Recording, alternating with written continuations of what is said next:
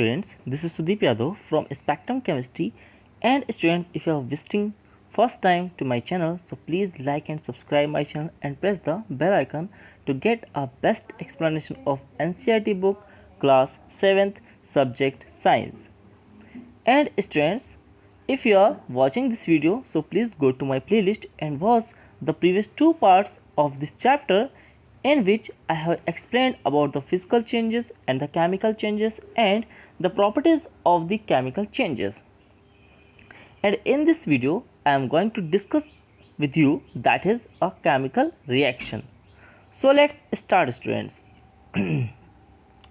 So first topic which we are going to discuss, that is the chemical reaction. A chemical change occurs when chemicals react with each other. Thus, a chemical change is also called a chemical reaction.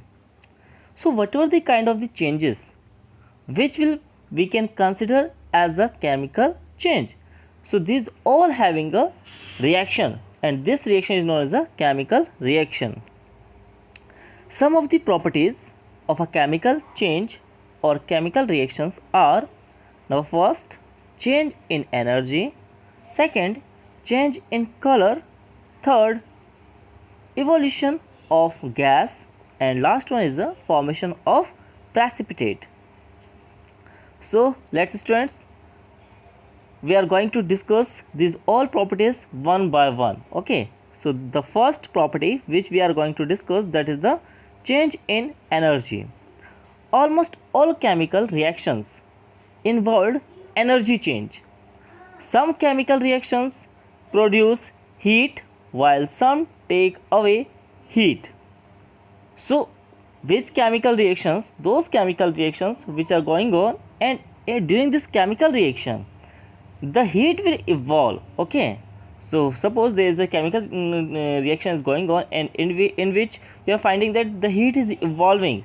Okay, so at that time these chemical changes we can consider as a exothermic reaction. Okay, so let's see the example. In a reaction between carbon and oxygen, that is, carbon dioxide is formed with the generation of heat. Okay, so this is the exothermic reaction, because when you are burning the coal or the carbon in presence of oxygen, so at that time the heat will evolve. So this is a exothermic reaction. Now second, a change or reaction in which heat is absorbed from the surrounding is called an endothermic reaction. Means when the reaction will takes place, the need of the energy to conduct this reaction, to complete this reaction, so this kind of the reaction is known as an endothermic reaction. Okay, so for example, in a reaction between carbon and sulfur, carbon disulfide is formed with the absorption of heat. So this is known as a endothermic reaction. So here equation is given, that is carbon yes, plus sulfur and plus heat, it will convert into carbon disulfide. So this is the endothermic reaction. Now next, change in color. Some reaction will be exist, you can see some in the some changes where you will find the change in color. Okay, like if the iron will expose in atmospheric oxygen and the moisture, its color will turn into reddish. Okay, so this is a change in color. Okay, similarly, if you will place a iron nail inside the copper sulfate solution, so what will take place? The copper sulfate solution that will be initially blue color, its color will turn into green due to the color change. Okay, so means in this reaction the color is changing. Okay, so this is the another property in which you can see the color is change. Okay, let's say, student, the color of the product may differ from that of the reactions. For example, copper sulfate is blue in color, but after reacting with iron, the product formed iron sulfate is of the green color. So this is the example. Now next, evolution of gas. Some chemical changes also produce gases. Generally, the gases produced can be carbon dioxide, hydrogen, ammonia, etc. The presence of carbon dioxide can be confirmed as it turns lime water milky. But if we talk about another example for the hydrogen evolution, okay, for the hydrogen gas evolution, so what will be the activity?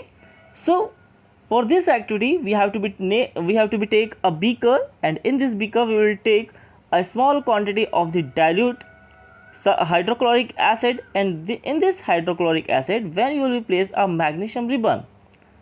So after the chemical reaction you will find some bubbles will evolve, okay, and these bubbles are evolving due to the evolution of hydrogen gas. And how we will confirm this hydrogen gas? By the help of the pop sound. And how it will be takes place? When you will bring a burning matchstick over the mouth of the beaker, so at that time the pop sound will create when it will react with flame. Okay, so this is the another example in which the gases evolve.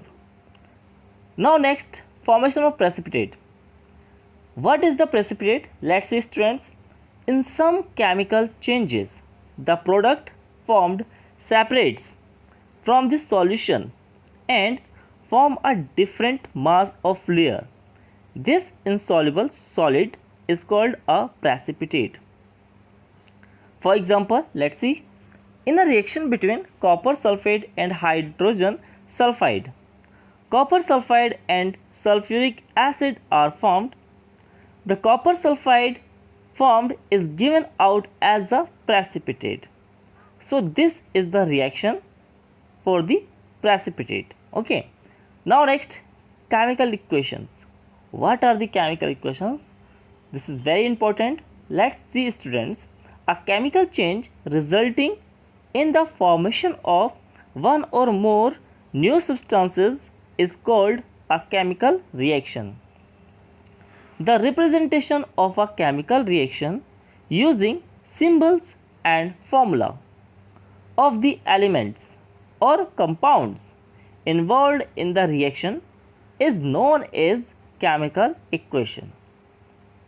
So the representation of the chemical change by means of symbols for the element, for the compound, okay, so these representation of the chemical change by the help of the equation, by the help of the symbols, so means this is known as a chemical equation. And the chemical substances that participate in a chemical reaction are known as reactants. Okay, means what are the left hand side, okay, reactant, what are the left hand side will be mentioned in a equation, these will be reactants, and whatever the right hand side will exist, these will be the product. The new substances formed due to the chemical reaction are known as products. For example, consider the reaction of the magnesium with oxygen. Magnesium reacts with oxygen to form magnesium oxide. So let's see students how we can explain it. So here you can see there is a magnesium, and when you will be expose it over the flame in presence of oxygen, it will convert into magnesium oxide. So this is the left hand side, okay. So here whatever the left hand side to the arrow, okay, we will consider it as a reactant. These are the reactant. Sorry. And to the arrow, whatever the right hand side we have mentioned, that is the magnesium oxide, this is the product. Okay. So here these are the reactants and these are the products. Okay. And this is the arrow which is representing that the reaction is going on. Okay. So this is the chemical equation. Now students, next topic, that is crystallization. Some pure substances which are solid at room temperature from crystals. The process of formation of crystals is known as crystallization. The process of crystallization is an example of physical change.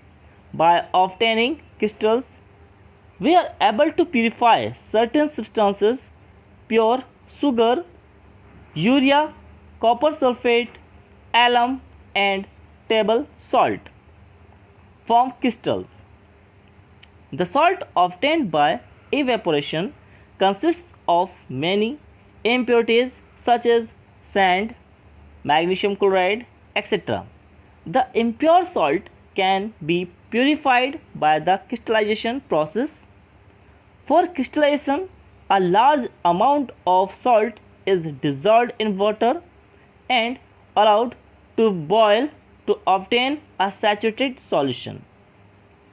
Now, next step, filter the saturated solution to remove the impurities, and now let the solution cool slowly to form the salt crystals. So this is the process by which crystallization will take place.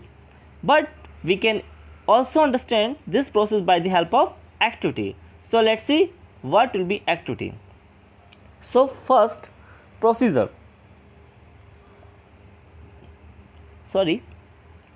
Take water in beaker, that is the first step. Add a few drops of dilute sulfuric acid and boil this solution. Now next, add copper sulfate solution till no more powder can be dissolved. Stir continuously. Filter solution, cool. Do not disturb solution. Crystals of copper sulfate form. Okay, so this was the process, and you can see by the help of picture also. Okay, here all the steps are given. So this is the crystallization of the copper sulfate. Okay, so I hope students you must have enjoyed this video. Thank you students.